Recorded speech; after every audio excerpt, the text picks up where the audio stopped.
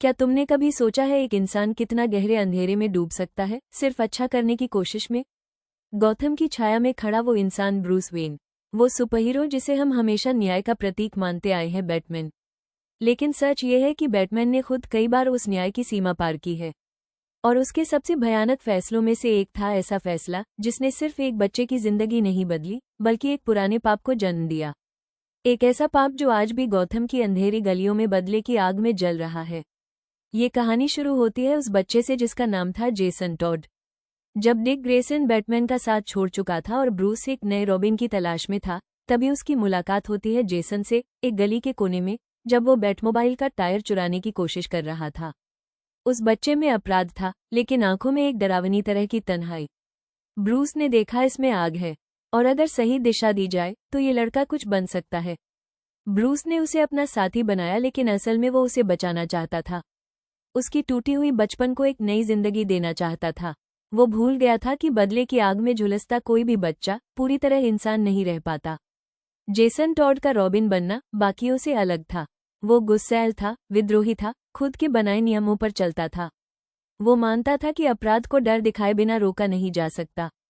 लेकिन बैटमैन अब भी उसे अपने तरीके से अच्छा बनाए रखना चाहता था।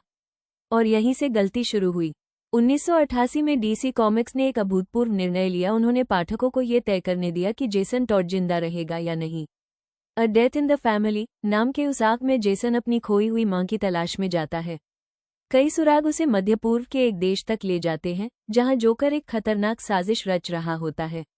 जेसन जब अपनी मां को पाता है, उसे नहीं पता था कि वही मां उसे जोकर के हवाले कर देगी। एक गोदाम में जोकर लोहे की रॉड से जेसन को पीटता है और फिर विस्फोटकों से उसे उड़ा देता है।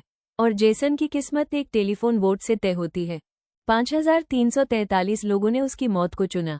5271 ने उसे बचाने की कोशिश की। सिर्फ 72 वोटों के अंतर से एक बच्चे को मार डाला गया। और शायद असली कातिल पाठक नहीं थे, बल्कि बैटमैन था। क्यों नहीं बचा पाया बैटमैन? उसने पूरी कोशिश की, लेकिन जब वो वहां पहुंचा, बहुत देर हो चुकी थी। जो कुछ बचा था वो था सिर्फ राख और एक ऐसी चीज जो जीवन भर उसके साथ रही। इस मौत ने बैटमैन को बदल दिया। उसने खुद पर, अपने तरीकों पर शक करना शुरू किया। उसे लगने लगा उसकी संगत में कोई भी नहीं बच पाता। लेकिन कहानी यहीं खत्म नहीं होती। जेसन मरा नहीं था। वो लाजरस पिट की रहस्यमयी शक्ति से लौट आता है।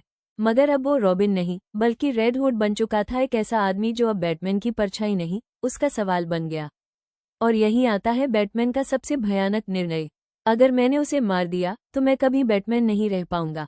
रेड हुड यानी जेसन टॉड जब फिर बैटमैन के सामने आता है, वो उसे एक सीधा सवाल करता है, तुमने जोकर को अब तक क्यों नहीं मारा? उसने मेरी आंखों के सामने एक बच्चे को मारा, और तुमने उसे बस हर बार रोका, पकड़ा, फिर छोड़ दिया। तुम उसे मार क्यों नहीं देते? ये सवाल सिर्फ कॉमिक्स में नहीं, असल दुनिया में भी बार बार पूछा गया। एक पागल हत्यारा जिसे हर कोई जानता है फिर भी जिंदा क्यों है? बैटमैन का जवाब, अगर मैं एक बार मारना शुरू करूं तो कभी रुक नहीं पाऊंगा। यही डर, यही रेखा जिसे पार न करना उसकी नैतिकता की परिभाषा बन गई। लेकिन सोचो, एक बच्चे के खून पर खड़ा ये निर्णय कितना मानवीय है। तो क्या बैटमैन खुद ही विलेन है? नहीं, बैटमैन कभी सुपर विलेन नहीं रहा। लेकिन वो एक इंसान है जिसकी नैतिकता कई बार हकीकत से टकरा जाती है। कुछ लोग कहेंगे जोकर को मार देना चाहिए था, इससे सैकड़ों जाने बचते। लेकिन बैटमैन जानता है हत्या कोई समाधान नहीं, बल्कि एक ऐसी शुरुआत है जहां से वापसी मुमकिन नहीं। पर उसकी इस नैतिकता की कीमत जेसन टॉड ने चुकाई। और यही शायद बैटमैन का सबसे भयानक, सबसे इंसानी और सबसे दुखद फैसला था।